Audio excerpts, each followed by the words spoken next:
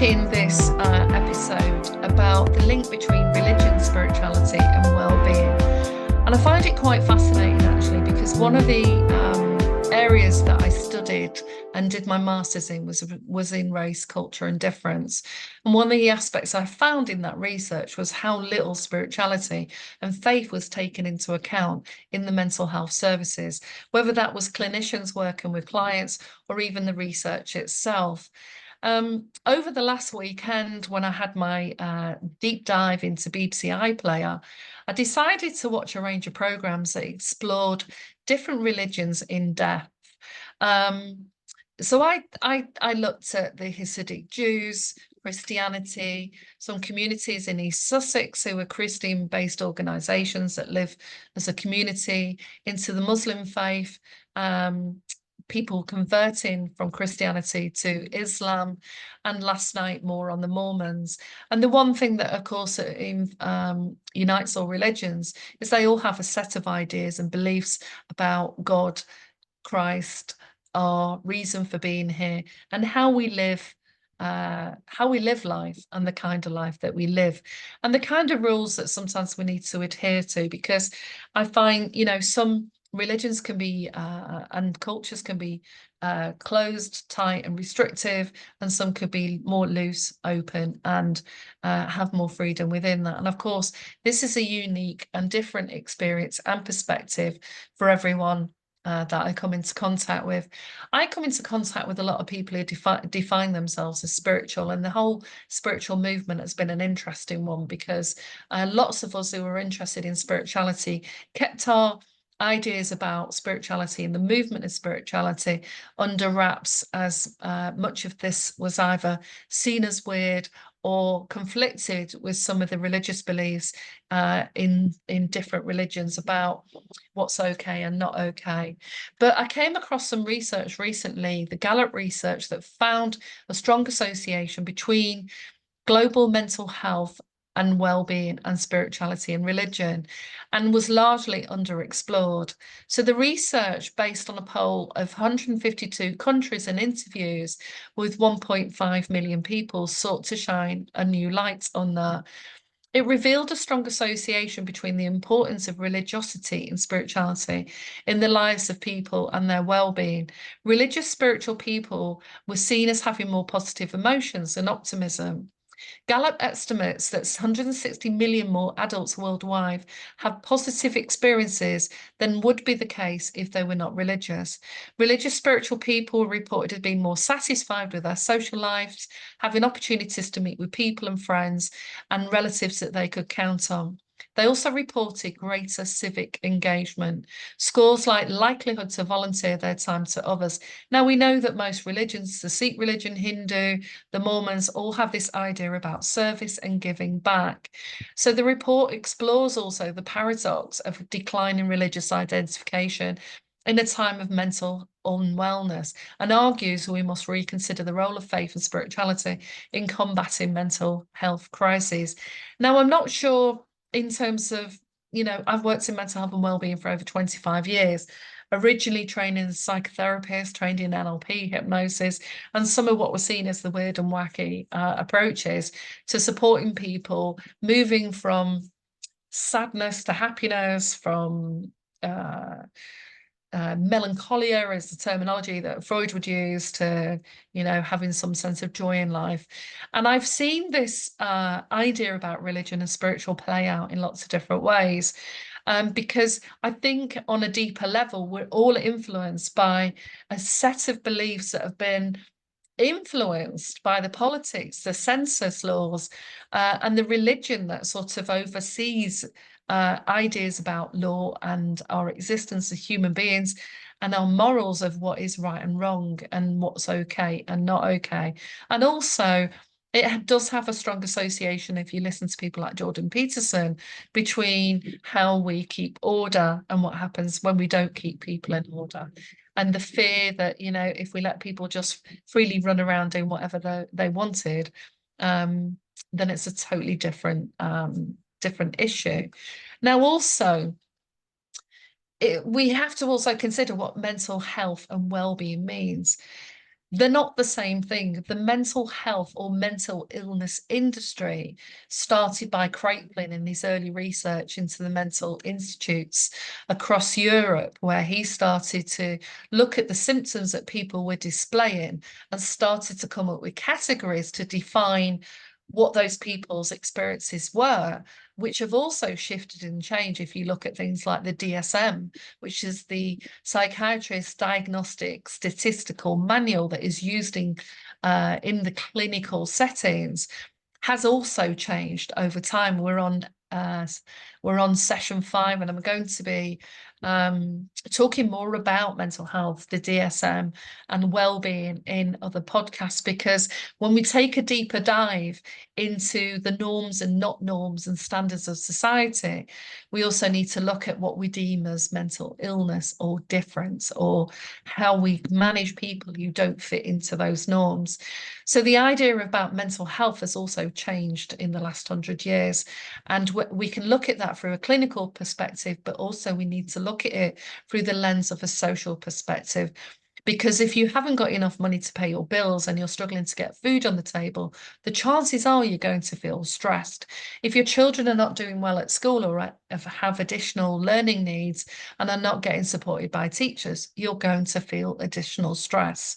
If your children are exploring relationships and things happen within those relationships that causes them challenges and concern for you as a parent, you're going to feel stress. Stress is at the forefront of most of the issues that we face when we're thinking about mental health. And I think the idea is that things like schizophrenia and psychopathology and psychosis are a much smaller percentage. But we've now, in this last couple of decades, so to put people through the lens of mental health, when actually we know that physical, mental, emotional, spiritual health are all interrelated. We know that our health can deteriorate if our mental health isn't great. And we know that our mental health can suffer if we have conditions like heart disease and diabetes. So we know if someone's having a hypo and their mental health and their capacity to think at that time is seriously interfered with, just as if someone has got a water infection can look like they're having an episode of psychosis. So our understanding about that, it's a very complex, deep arena. And what I often have taught when I'm teaching mental health to professionals and in schools, we need to think about mental health as a continuum, our own resilience and our own risk factors. So with every young person and adult that came through my service, we looked at what are the factors, what were the strengths for them in their families, where were they doing well, and where were the weak spots, and where were the resiliences, and how well did they bounce back from difficulties. We also know that the underestimated impact of being bullied at school massively impacts someone's sense of self, their self-esteem. And I've worked with many an adult whose issues within the workplace actually stems from their experience of being bullied and isolated at school. And sometimes it only takes one teacher to make you stand up and humiliate you in front of the rest of the classroom for that to stay with you and mark your psyche for a very long time. And it can take a lot of us who may have been introverts and shy, who were forced to stand up and talk in front of people and hated doing so, as I did when I was at school. Takes us a lot of work when we decide to go back to college, as I did after the birth of my second son. I think I was about 27 at the time, when I went back to college, and I then had to talk in front of people and share my ideas, and that did create a lot of stress for me at the time. But that was, the strong associations with our early educational experience is also something that is really underestimated, and its impacts of that. Just as we know with adverse childhood experiences, so it's called ACEs research, that if you've grown up in an environment where there is aggression and domestic abuse, for example, or parents are serious alcoholics and drug addicts, and your needs have been ignored or even neglected, that the chances of you having issues in later life, or even attachment issues, and them manifesting with some difficulty in your relationships, there's a higher likelihood of that. We know that. But we can't use these ideas about our understanding of what's coming through the research and mental health, to make a sweeping statement of what makes us struggle and what makes us okay, because we have our own individual personalities, our own blueprint. And in the spiritual world, we talk about our blueprint as our past and current experiences and the patterns that we live by until we become more aware of how our ways of being as children and the things that got in the way. Sometimes we have to work through those so we can either start to reinvent ourselves or really tap into the true core nature of who we are. And that includes how we see ourselves and how we define our own identity. And of course, we're going through massive transition when it comes to how we see our identity as being not so fixed, but on a continuum. Spinelli talked about that in his work as psychotherapist, philosopher, that identity isn't necessarily fixed. We'll have life experiences and decide how we define ourselves according to the information that's available, and also who we're in contact with at any one time. So schooling and our early childhood experiences massively influence whether or not we're going to be happy and healthy, if that is what we are aiming for, because we do have happiness studies, or whether or not we are looking for just a well-lived life. And we then have to decide what that might look like. And a lot of the people I come into contact with, their well-being is influenced by the fact that they went to university and did the course that was not suited to their talents and skills and strengths. And they may have found out after 4 years that actually the reasons they got depressed and struggled with their mental health was because actually they were totally out of alignment with a course that just didn't suit who they were as a person. For other people, it can just be that they've experienced a particular lifestyle or work, way of being, and then their soul wants to expand and reach for a different existence. And that's sometimes why people in the 70s, 80s, and 90s, when cultures and lifestyle and class was more fixed, and you lived according to whatever group you grew up in, and people would sometimes reject that and go in search of themselves, like eat, pray, love, that sense of deeper dissatisfaction with life, or realizing that it doesn't matter how many handbags and pairs of shoes you've got in your cupboard, that you can still feel dissatisfied and unhappy at the end of the day.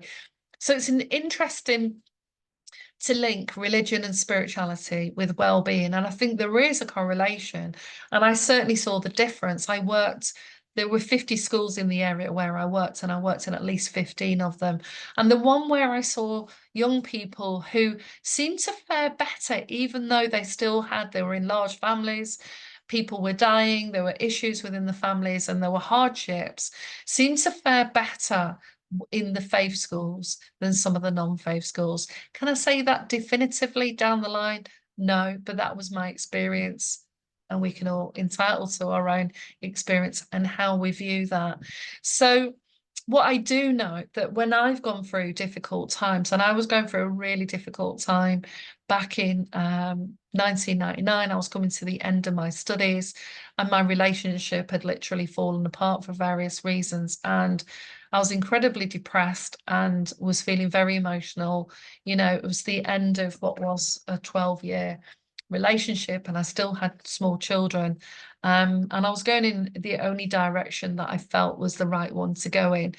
And I remember a friend saying to me, that sometimes when we're in complete moments of dark, we need a little bit of light, and that just meant lighting a candle. And that was how I was connecting with my sense of whatever I define spirituality to be for me, because it has changed over the years. And often we need some belief in something bigger than ourselves, and don't want to think that our time here on earth is wasted, and that we all have a purpose, which I believe that we do. And sometimes that purpose is really obvious early on in our life, and sometimes it comes out much later. I mean, I certainly was going to get into communication in some way, unbeknownst to me, because I was very shy and reluctant to really share much about what I felt and thought when I was at school. But, luckily, we take risks, and we grow. And sometimes that's what, mental health can be charged with lots of anxiety. People don't realize it's perfectly normal to get anxious about moving on from things that have been known, familiar, and moving into a new job, a new city, and making friends. And it was interesting watching the program on the Mormons last night, because one of the key things that went on there, and when I was watching a lady that was converting from Christianity to Islam, is they all had somebody that they could go and talk about what they were struggling with, and they had peer support to help them with those different stages.